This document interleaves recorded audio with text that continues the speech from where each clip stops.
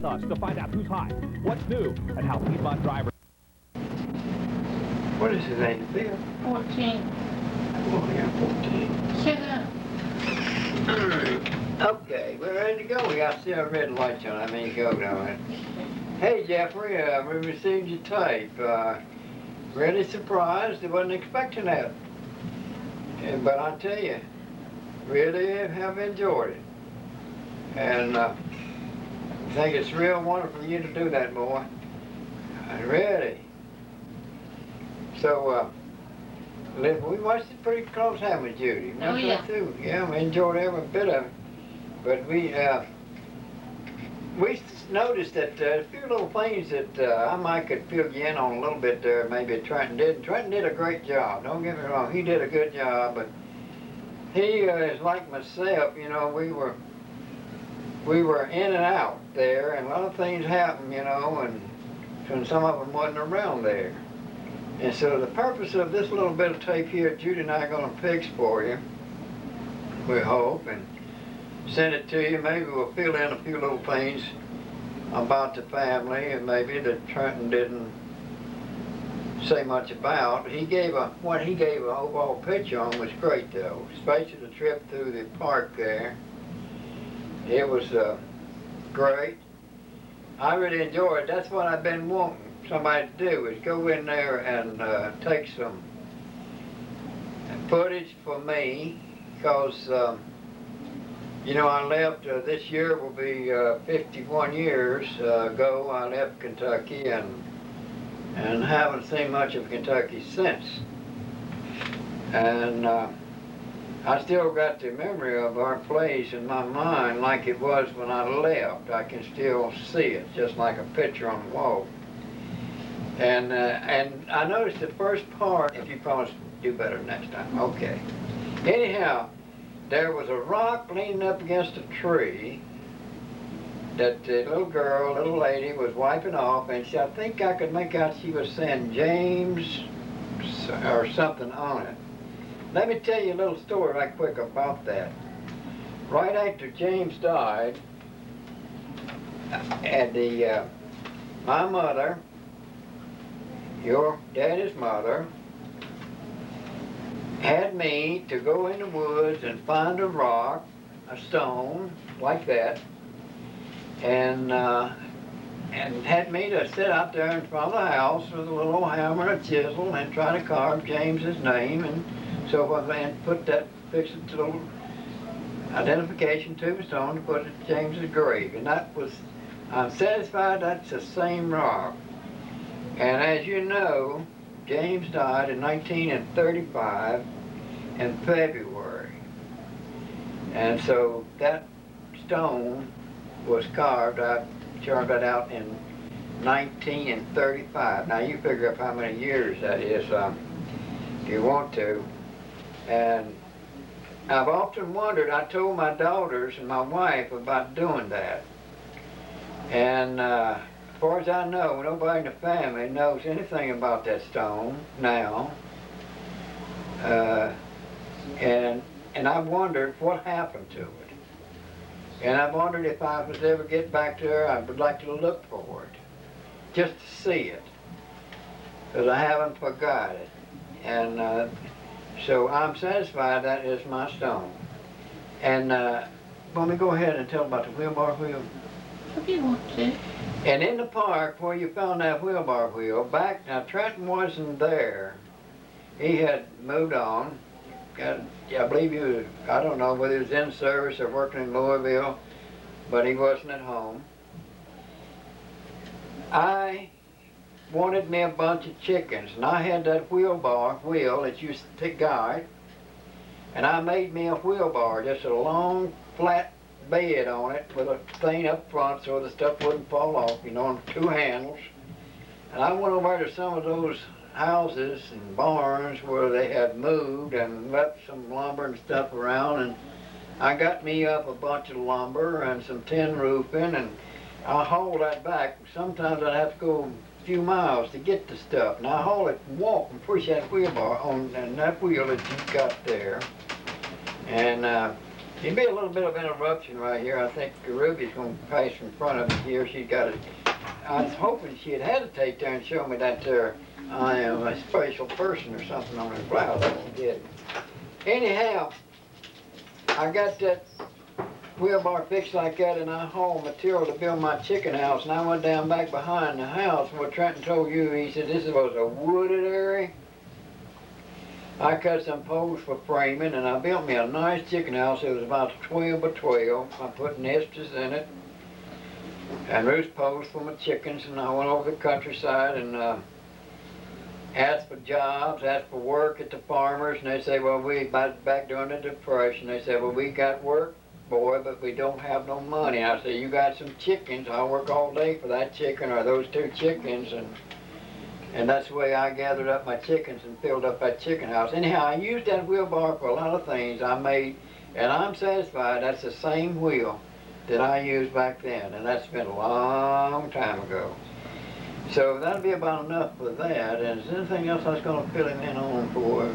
No, I don't think you're not right now. I guess, anyhow, I want to compliment you and Trenton. You did a great job, I tell you.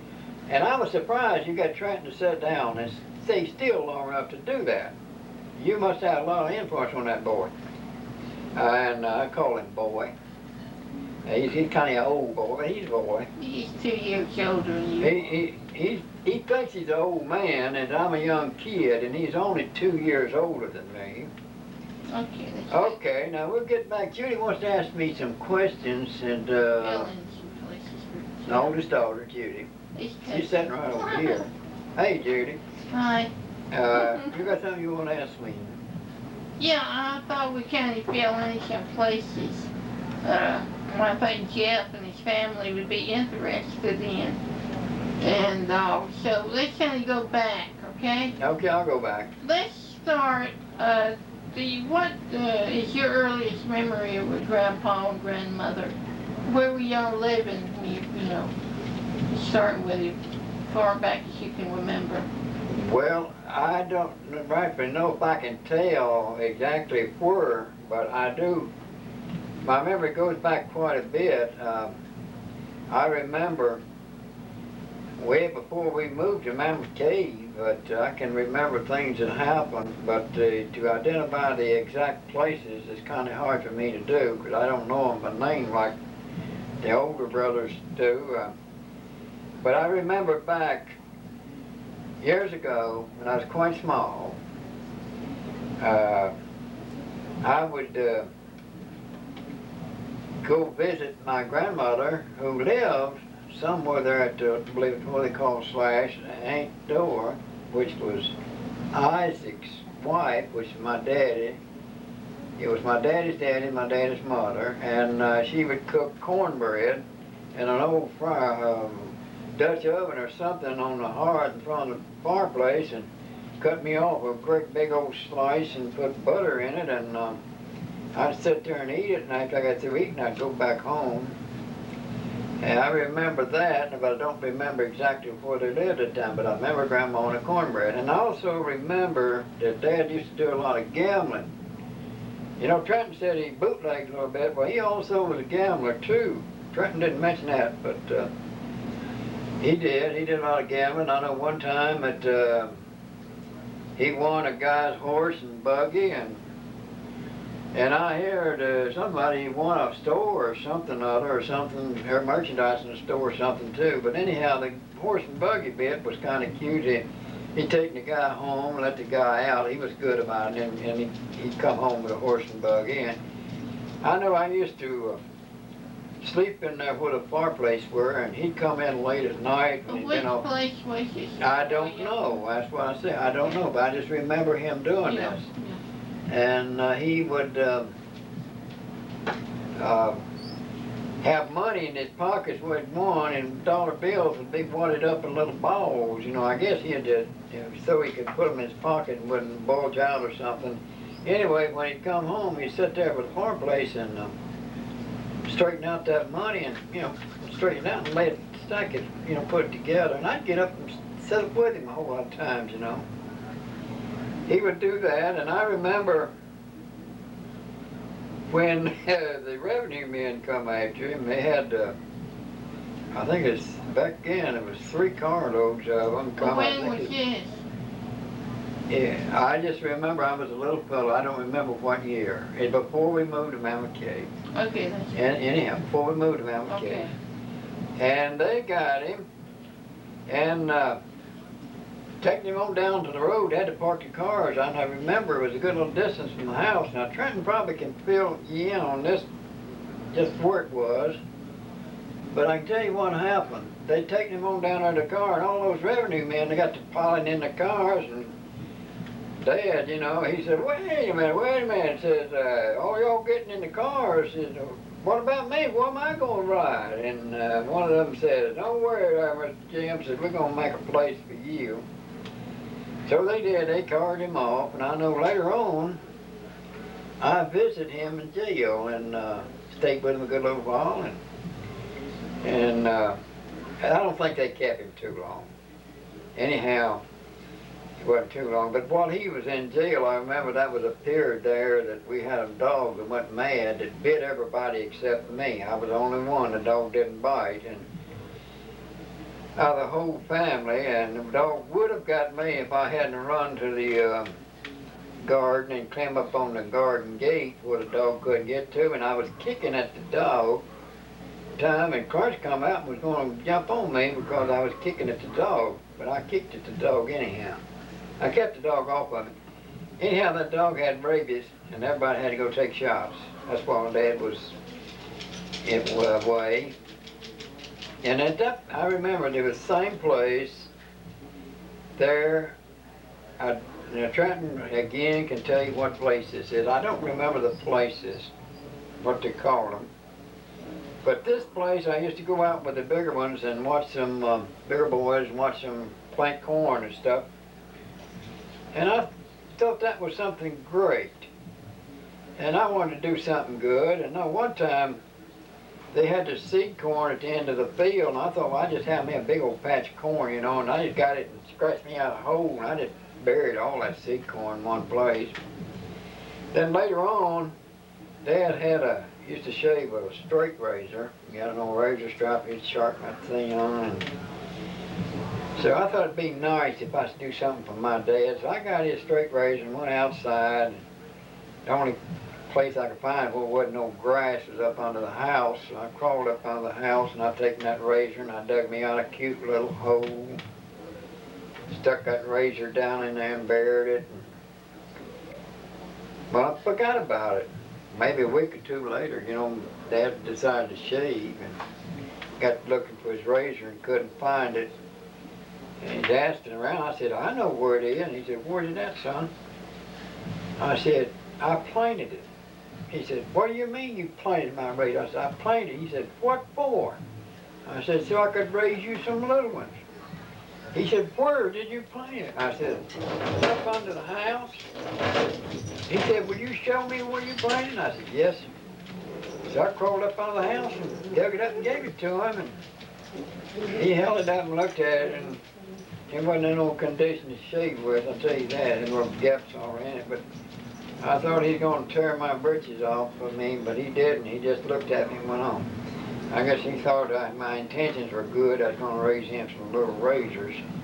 That was down in just before I think we moved to Mammoth Cave. Well, you were 7 when y'all moved, weren't you? I think Trenton says I was 6, and I say I was 7. Well, in 29, you said y'all moved there in 29. We moved there either in 29 or 30, yes. I was born in 1922. Yeah. So, well, 22 and 29, that'd be 7 years. Yeah. I was 7 years old. Yeah. Yeah. Well, what shape was the house in when y'all moved in it? Were y'all renting it, or how did you get the house? At first, I think Dad made a few payments of rent on the house, and it seemed to me like later, this was really involved. This fellow, the old fellow up there that he was making a payment to, he said something to Dad about paying taxes on it or something. Well, I understood, and after Dad paid taxes on it so many years, he could put a claim on the house some way. Yeah. anyhow, he ended up with it some way there, and we stayed there. Now, like I was 7 years old when we moved there, and I left when I was 18, so I spent 11 years there.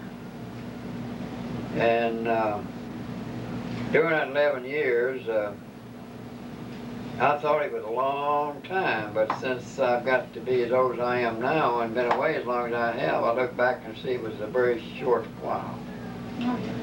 And that's just...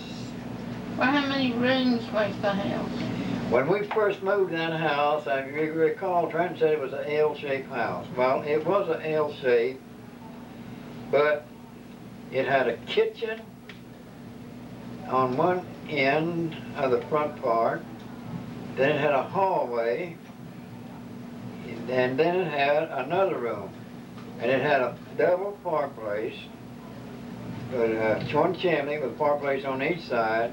It had on the back side what we called the old room. It was a good big room. It run back straight from what we Trenton called the living room.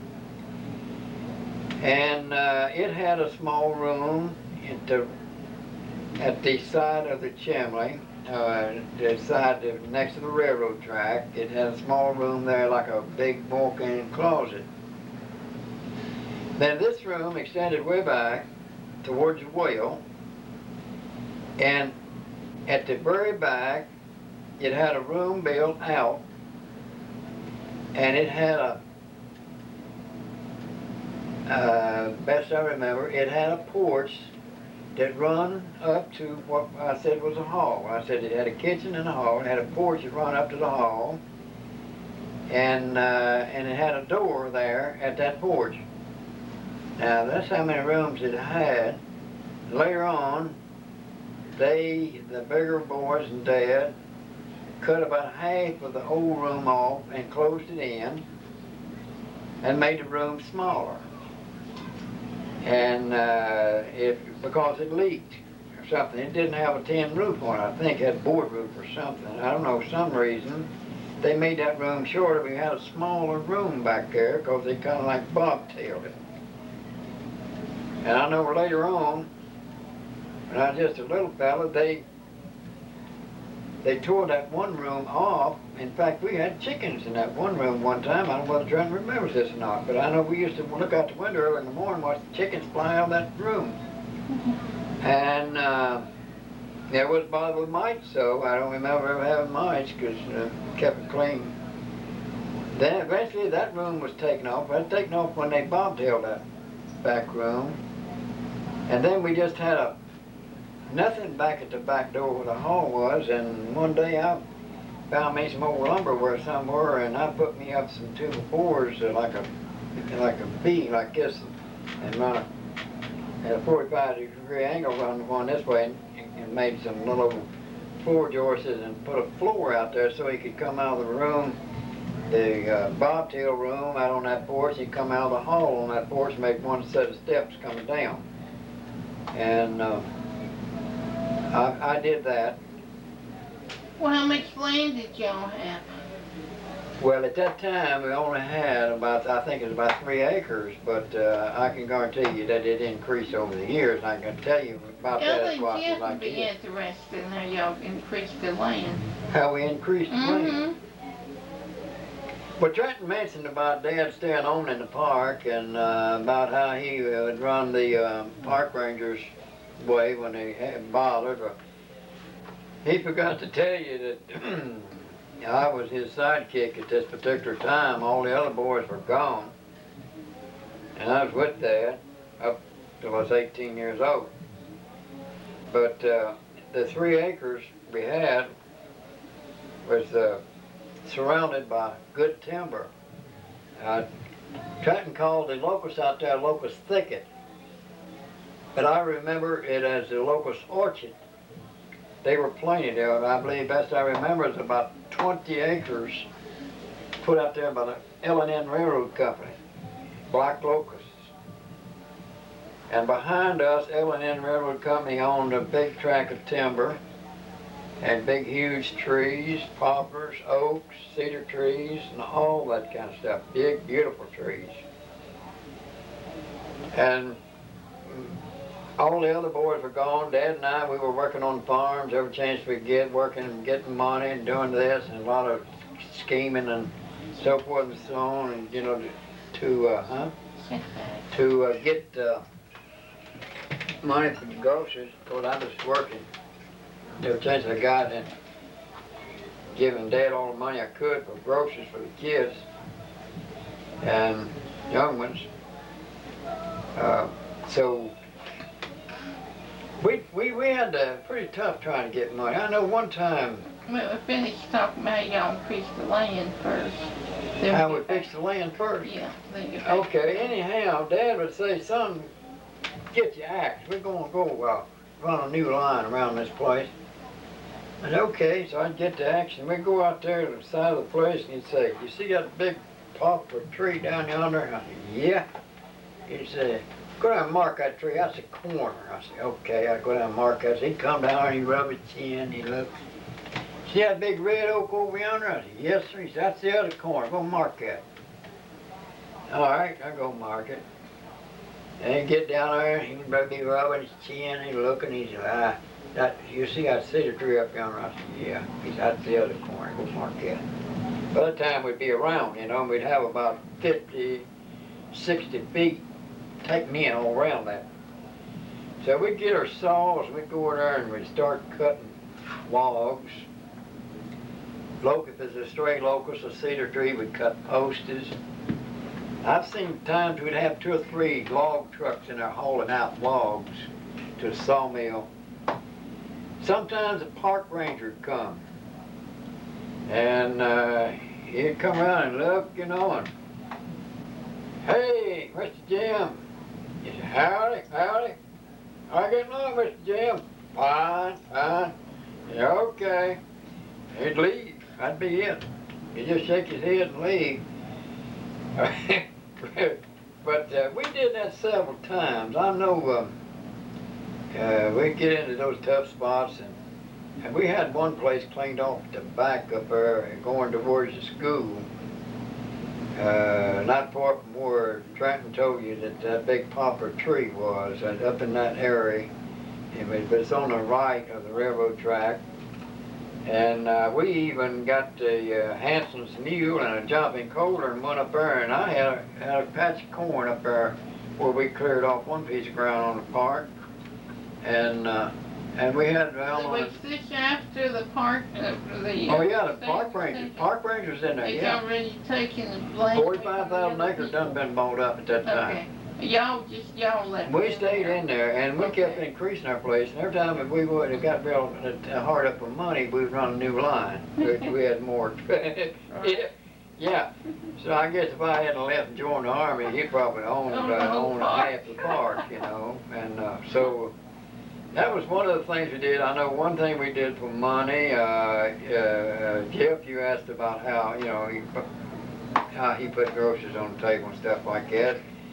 We went down in that park there and pulled up mostly maples, dogwoods. We had an old Model A Ford at that time, and I had a shovel and a mattock.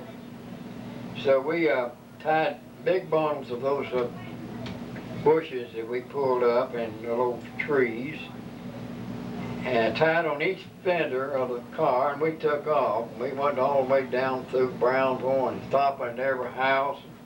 Dad was selling trees. He'd say, I'll sell them to you for one price and you set them out, or I'll sell them to you for another price. My boys set them out and we'll guarantee them to live. So we went on and got over there next to going towards your Aunt Gladys's and Harry's. Stopping and some of them would let me set the trees out, and some they were tight with money. They would want to set them out themselves. But we'd guarantee the ones we set out, and we got rid of a bunch of those trees. And that was over 50 years ago, and I imagine if they're still living, they're good-sized trees now. Kind of like Johnny Appleseed, you know, going through. getting apple trees started. Anyhow, we was over at Gladys's there one time. We'd made a trip over doing stuff like that, and Gladys said, somebody up the road here found a license plate. It's over at that house. And Dad said, well, ours is run out. And Dad says, you reckon we could get it? And I said, sure. I said, you just stump over on the way back. So he got over at that house. We were going back home, and I walked in there. I said, did you find a license plate out here somewhere? Yes, I did. I said, well, I appreciate you picking it up. I said, we lost it and we need it. And it was a right new one, you know. And so I got that license plate and I put it on that old Model A, and then I taken some mud and splashed up on it, you know, kept it dirty all the time so he couldn't read it too good. We drove that thing for a whole year with that license plate. We didn't even know who it belonged Well, to. did y'all have electricity? No electricity. We had kerosene lamps. What did y'all do for entertainment? By the way, they didn't call them kerosene lamps. They call them Coal oil, yeah. Here in the Tar Heel state, here in the Tar Heel state, you call it kerosene, but in Kentucky it was coal oil. Right. Well, anyway, what did Grandpa and Grandmother, did they ever go off for? Back when I was young, they used to go to dances. There was a dancing party. They won prizes dancing. Where did they go? I mean, where at? It was in the country, and they would have square dances and round dances and stuff like that, and they were good dancers, and they would dance. They were both good dancers. What did that was them. Yeah. But our entertainment was surviving, I guess. Yeah, I know, but I know Jeffrey's bands, the rest to know what they did. They were dancers, and they were good at it too. My mother could Charleston.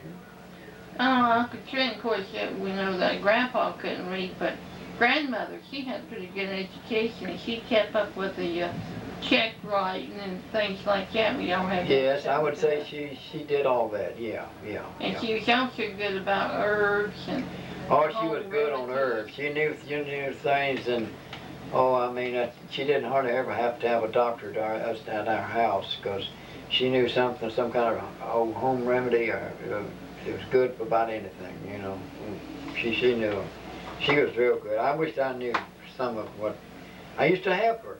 I used to help her get together this stuff, but I thought everybody did it, and everybody knew it, and I didn't give it a second thought. And then after it was too late, I realized that very few people knew it like she did. Well, what was a typical day, let's say in the winter, you know, Grandmother and Grandpa, what was it? They got you kids up and send you to school, but what would they do a typical day? Of course, you know, Grandmother had to get up and cook the old-fashioned way and all like that. So what happened, let's say, after she fixed breakfast? She had work to do. She'd work from the time she got up to time she went to bed. She had, with a bunch of kids like that, she had things planned out. She would wash one day, and she would hatch one day, and she'd iron another day. So that would take 3 days of the week right there.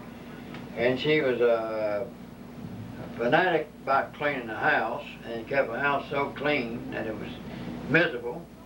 And like Trenton said, that she put white sheets on the bed, and I guarantee you, we did not ever sit on a bed or lean against the bed. That was a no-no. But when I was a small kid, I remember if we had an electrical storm, she would have all us kids to get on the bed, sit on the bed and get our feet off the floor. And we had some time we could get on a bed. But you see, one of the reasons you couldn't get on the bed is because they had straw ticks. And they'd stir up that straw and make those beds up, and if you put your hand and put a weight on them, you had a duck nest or something, and it looked terrible. You couldn't have that. You couldn't wrinkle up a bed, and you didn't touch that bed till bedtime. Well, did Grandmother and Grandpa ever, actually go and dance, and did they ever, like, just go off and visit, or like people do nowadays, or like if somebody had to go to the store, I know it wasn't very often, they just out now went to a store, but who did go? Was it Grandmother and Grandpa, or just Grandpa would go get it, or how did they do that, compared to what folks do nowadays? I was just thinking while you were asking that question, I don't think they were too lonesome because they had 13 children. Okay. I know you said don't do that, don't say that, okay. Well, they evidently had not a whole lot to do. Right there in the morning. And I think they should have stopped when the second come around, but they didn't. Well, like I said, now, my dad, when we moved up to Mama Cave, of course he did go to work at the caves, and he worked at the caves for several years. And so, yeah, I know there at one time, he, in later years, he even went to Indiana and worked. And used to raise a lot of tomatoes in Indiana, and at a certain time of the year, you could go up there and make pretty good money picking tomatoes in the fields. But my mother, as far as her, I don't think she ever had a day she wasn't doing something. I know I used to, when she was be patching mostly, she'd go barefooted, like Trenton said. In the summertime, I'd have to sit down on the floor in front of her and tickle her feet. And she'd dip, snuff, and hum, and patch, patch, patch, patch. And then when I get through tickling her feet, she still had something to do while she was sitting there. I had to get the comb and just comb her hair, just comb over and over, just keep combing. It felt good to her head, combing her hair.